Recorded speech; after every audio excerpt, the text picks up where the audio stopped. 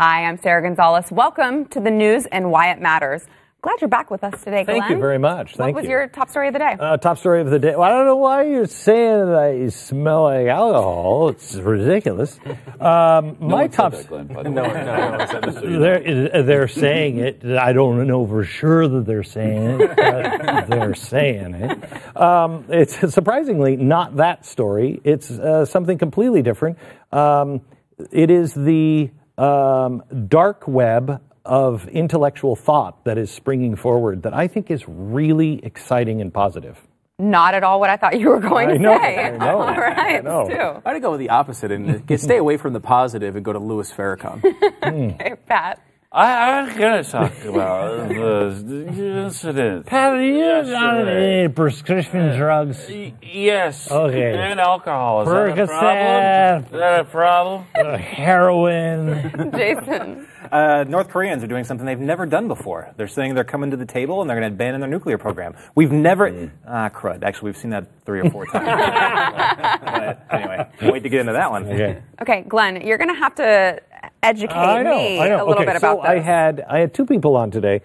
Two great interviews, 2 solid hours. One was with Brad Meltzer, talking about his new book, but he has this new attitude, and it's because he's pretty much unplugged from all of the news, and he's finding new sources for news, and he's not being politically correct. He's actually challenging things. Followed by Dave Rubin. Now, Dave Rubin used to be a liberal, a progressive. He was on the Young Turks network a couple of years ago, and he told this story about what happened to him. He's watching something. He's like, wait, I think I'm on the wrong side. So there's this Jordan Peterson, Ben Shapiro, Dave Rubin, I would say us, this group of people that say, I'm not going to fit in your box. I'm not going to be politically correct. I'm going to question everything, and I'm going to listen to the other side. And what they're finding is, for instance, I just listened to a podcast with Joe Rogan, and I want to get this guy on the air. He is a evolutionary biologist from Evergreen State University. It makes Seattle look like Provo, Utah. Okay, and he's saying, look, they're denying now. We're now denying basic science. He's as left as you come. But he's now falling into this almost constitutional Bill of Rights framework of, hey, we better talk to each other and forget all the screamers. I think that's really positive. So what you're saying is society actually has a chance. Yes, I am. For the first time, I mean it. For a long time. We'll disprove that by the end of the show. But, his story is really interesting. Pat let out the same gasp that I let out when I first heard that Dave Rubin was on the Young Turks network. Well, it's funny, if you Google him and you see some of the videos that he had done a long time ago, you do kind of gasp. But he actually believed that, and then he realized, oh my gosh, my side is lying. That never happens. Yeah, my side is rare. It's very rare. He's really great. And it's an exciting story to highlight, I think. You know, when you have someone who looks at this paradigm and says, okay, I'm on the left, and you see the other arguments and start questioning your own side, that transition is really important. I mean, it can turn your life around. If you're a Blaze subscriber, you need to make sure that you listen to that third hour of today's radio show. It's fascinating. We were talking about this quote before we shot the other show, but I just want to read this really quick, see if you can guess who said this. It says, I have no house, wife, children, parents, or brothers. My friends are friends as long as they think like me politically. Who the heck do you think said that? It's Che Guevara. Is that not exactly what we're living through right now? It is. And what you're talking about? It's exactly. I was going to say SpongeBob. I'm not afraid of ideas. I'm not afraid of people with ideas. I'm afraid of the people who think their ideas are the only ones that should be heard. Oh, I've got a good example of one. Louis Farrakhan. Yeah, there you go. Smooth. Louis Farrakhan made this speech, and I guess he makes it annually. And it's kind of his, once you hear it once, it's good for a lifetime. Well, the topics change slightly, but there's a typical focus, which is he's not a huge fan of Jews. Not a big fan. When did that start? Yeah, I don't know. I thought he was on the bandwagon, but apparently not. We have a couple clips from the speech. I don't know. Do you think this is over the line? Would you need to separate yourself and maybe denounce someone who gave a speech like this? Jews were responsible for all of this filth and degenerate behavior that Hollywood is putting out, turning men into women and women into men. Jews did that? I didn't know Jews did that. Jews did do that. Wow. They did a lot of other things, too. Now, here's the problem on this. Tell who's in the audience, Stu. Several organizers of the Women's March. Now, you might think the Women's March, that was just an anti-Trump. They just were not fans of his policies, and they just wanted people to be more accepting. Does that sound like the words of somebody who who thinks about equality and acceptance? Linda Sarsour was also, she participated. Yeah. Multiple people who were the organizers on the Women's March. Now, the Women's March, it's interesting currently because it's the same people who are organizing the March for Lives, which is this, gun protest that's happening on March 24th, starring your favorite teenagers from David Hogg and whatever the other guy's name is. We know that this is it's not about gun rights. It's not about, March for Women. It's not about, it's just, this is a long-term, hardcore movement, and that embraces people like Louis Farrakhan and who have not denounced him. Now, they've tried to say today, they released a letter trying to say, look, the reason we didn't denounce him is because we were talking inside, in our inside voices. It was like legitimately, like they said, we were having conversations among each other because we didn't want to make this public. You walk out of something like that as publicly as you possibly can. It's a good nobody in our actual government associates with Louis Farrakhan. Not like anybody like Keith Ellison or Maxine Waters or another five or so like them. Who's still defending them. Or the entire Congressional Black Caucus refused to denounce. There were 21 members that refused to denounce Louis Farrakhan after that photograph came out with Barack Obama. Keith. What's his name? Keith Ellison. Keith Ellison. I mean, but Barack Obama's a big one too, by the way. And the story is now a whole week or two old, so we've forgotten it. But I mean, there was a picture of Barack Obama with Louis Farrakhan that was hidden by a journalist because they didn't want to ruin Obama's career, which it may very well have. So this is why Dave Rubin, and I believe others, are starting to say, I don't want to be a part of the GOP. I don't want to be part of the left either, because this is scary. Yeah. And he's starting to, others are starting to see stuff like this and go, wait a minute, they don't actually stand for freedom. Who does? It's got to be us. Yeah. It's got to be us. Pat, I want to get to your your top story of the day with Sam Nunberg. Drunk dialing? That's a bad idea with your ex. It's a really bad idea with CNN, and he did a lot of it. Sam Nunberg did a lot of it. He was a former ally of the president, a former advisor of the president. Apparently not anymore. Apparently not anymore. Not a big fan anymore of the president. I think if Donald Trump called him up and said, "Hey, Sam, I think he would say, "Okay, I thank you. I love you so much." He probably would. You know what? I think it was sad. What happened yesterday was really sad. And I think for anyone who maybe hasn't seen it yet, I think we do have a little clip of that. Talking to you, I have smelled alcohol on your breath. Well, I have not had a drink. You haven't had a drink, so that's not. No. So I just, because it is the talk out there, again, I know it's awkward, let me just give you the questions. You can categorically answer them. No, you haven't had a drink today? My answer is no. I have not. Anything else? No. No. No. Well, besides my meds. Okay. Antidepressants. Why would you say that? I mean, I'm just trying to understand. Well, look.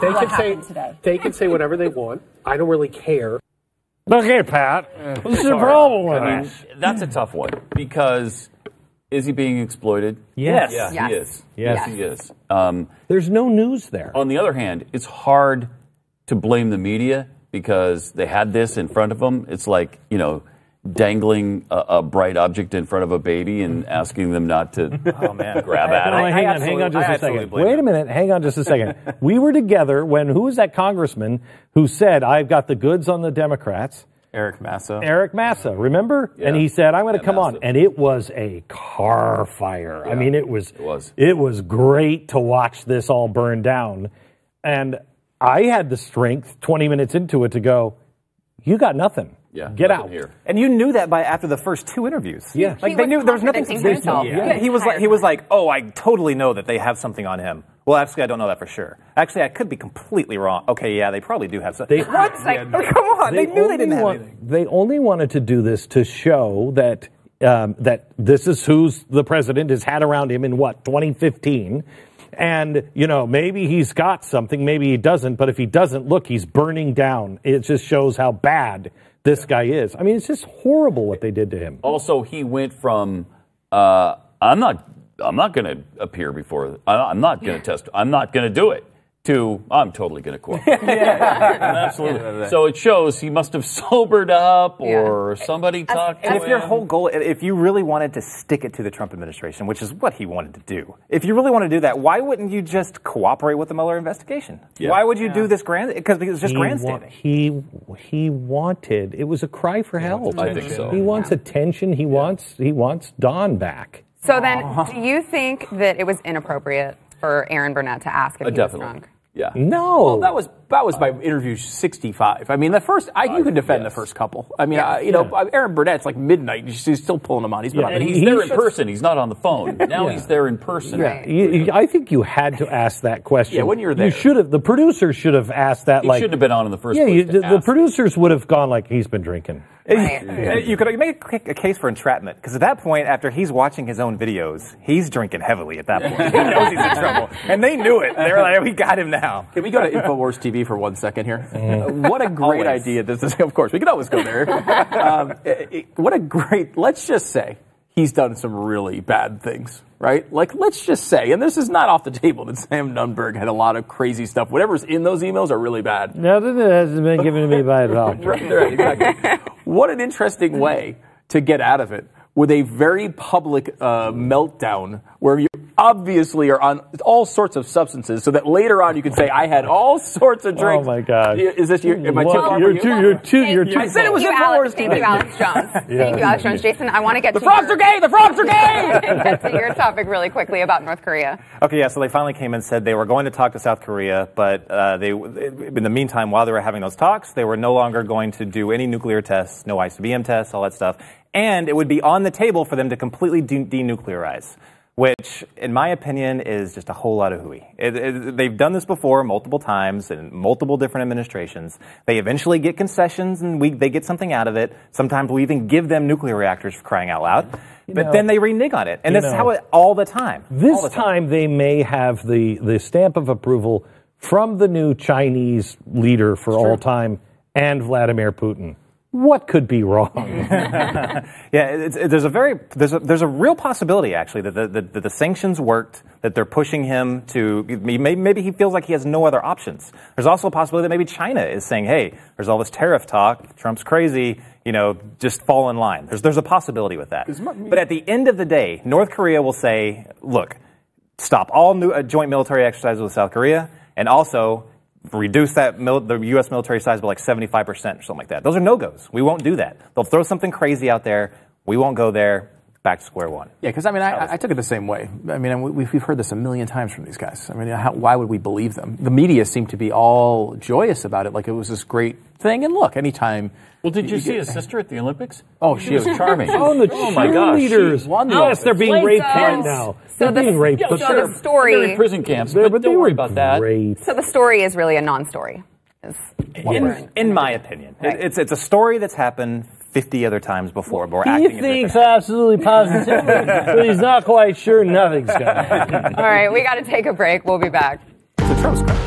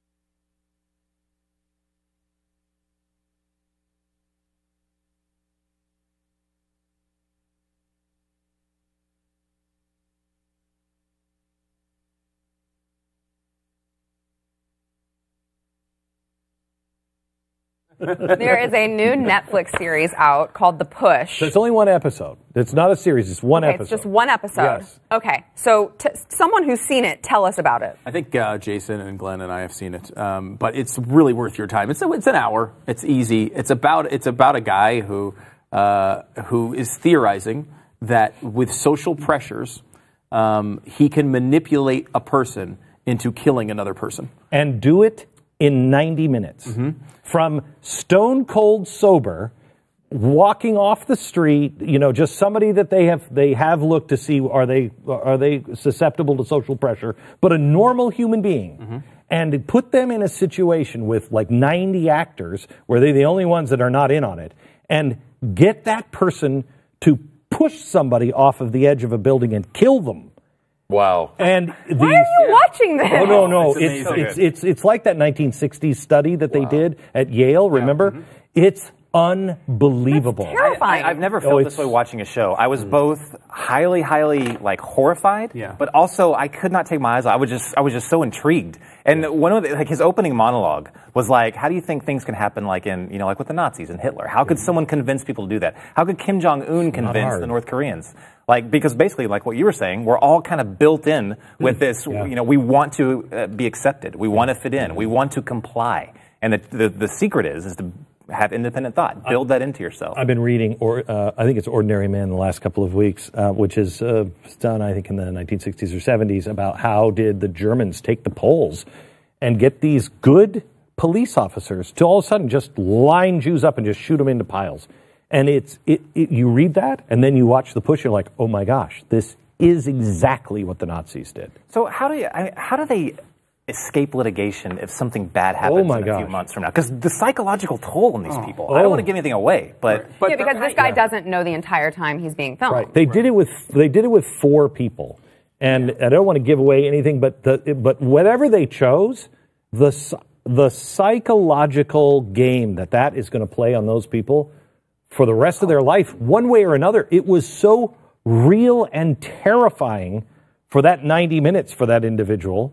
And they came to a crossroads of, oh dear God, my life is over, one way or another, whichever way I choose. Yeah. They are seriously going through psychological trauma when they're doing this. Yeah. There was just the one guy I can remember, he walks up to the guy, he turns around, you know what I'm saying? You remember that? Yeah. And I was like, oh my gosh.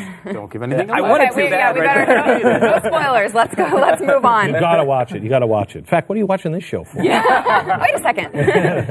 Okay, so apparently the iPhone is too addictive. Yeah. It is too addictive, and Apple needs to stand up and do something about it. Well, Stanford students were out protesting at an Apple store in Palo Alto because they're really angry that Apple has done nothing about the addictive nature of their iPhone, and they want something done. Yeah, they got to make They have to make a product. Yeah, make a product I don't like so much. Right? I want to like it, just not this much, because you've made me addicted to it. I'm going to do the same thing. I'm going down right after the show to Brenham, Texas, and I'm going to protest outside of Bluebell Ice Cream. That's really great. I'm going to tell them, you need to stop making this so delicious. Right. I want to continue to eat it. I just don't want to eat it every night. Right. I mean, obviously, personal responsibility would not come into play at any point at all. Okay, so let me give you another. They don't even pretend like there's any responsibility. Let me give you another story, and I don't remember where it is in California. I think it may be San Francisco area, so it might be the same area, but Apple built a new store, and it's in the round, and it's in the middle of a park. Have you guys seen this? Oh, yeah. Okay, and so the city said, don't put glass up. Don't make that round, instead of a cube, it's just completely round, and it's all in glass, because people will walk into the glass. They're having a problem because the people in the Apple store, not outside, are, I got my deal, boom, walking into the glass. So I don't really... And are they cracking their phones? Yeah, I don't know if they're cracking their phones, but they're cracking their heads. Wow. Yeah. I'm telling you, the fourth horseman of the apocalypse just passed through downtown. He's catching up to the other three, and it's over. Yeah. I mean, if we don't... He may pass us, though. He may be going, these people are too stupid to kill. This is too funny. It's frightening how stupid we are, and how we've just completely discarded personal responsibility. Yeah. It's nobody's fault. Did you guys see the flipper burger guy? Yes. The automatic burger flipper. Yeah. Who's out saying, "Hey, I've got to have $15 an hour for my job"? Oh yeah, gone. I mean, when I go into the McDonald's near our house, which is 4 or 5 times a day, they have a touch screen there now where you walk in, you can customize everything. You don't have to talk to anyone. You just walk up and pick it up. And that is spreading all across America. You think you're getting $15 an hour now with burger flippers and touch screens? You're not going to need anybody in that building. Why are you there 4 or 5 times a day? Because their food's too delicious. Too delicious. I'm really pissed off at McDonald's. They got to do something about that. I actually make it ickier. Oh, you and the food again. Get into that. She's incredible. All right, we got to take a break. We will take your questions when we return. Is there any food that you actually like?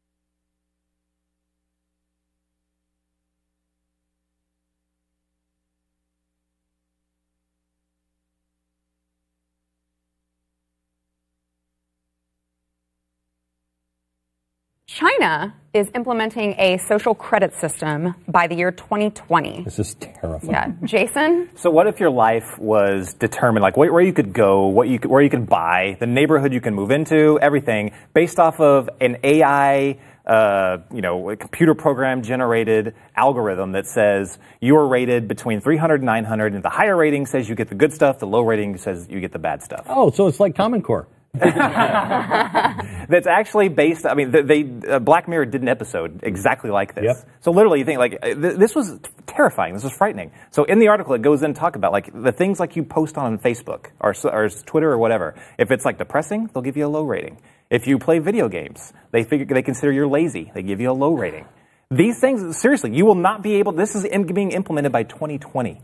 Government. What could go wrong? State government implemented. I don't get it. What could go wrong? That's terrifying. You're talking about 20% of the world's population is going to be living under that system. I mean, that is incredible. Yeah. This is the system. I mean, we are now at the point of technology to where if Hitler had this, there wouldn't be a Jew alive on the planet.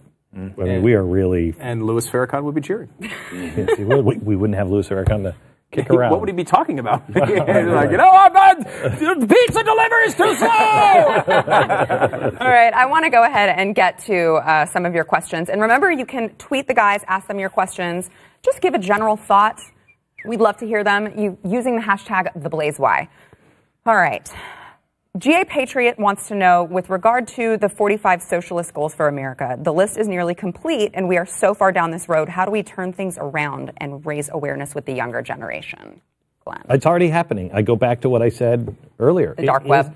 The dark web of ideas. Not the dark web, but the dark web of ideas. Right now, there are these social outcasts that don't fit in anything, and they are on the left and the right. And they're coming together on these constitutional principles and saying, wait a minute, this is fascism on both sides. And that's, I'm telling you, it's going to catch flame. But what about, I mean, you put that into perspective with the fact that social media is, you know, I mean, we've seen that they're using algorithms to kind of suppress people's voices. So, I mean, do you think that that would come into play at all and kind of harm? I mean, assuming we don't go to China, assuming that doesn't spread, I just don't believe that you can put the freedom genie in the bottle. If we use the next 5 years to our advantage and we spread the ideas of the Bill of Rights, of you're born with these rights, the government can't take it away. If we can make that spread in the next 5 years, it won't be extinguished. But we better hurry. Yeah. You're acting like we were born with those rights. And on a positive note. Maroon. I love it. All right, thanks, guys. We will see you tomorrow. Yeah. As if.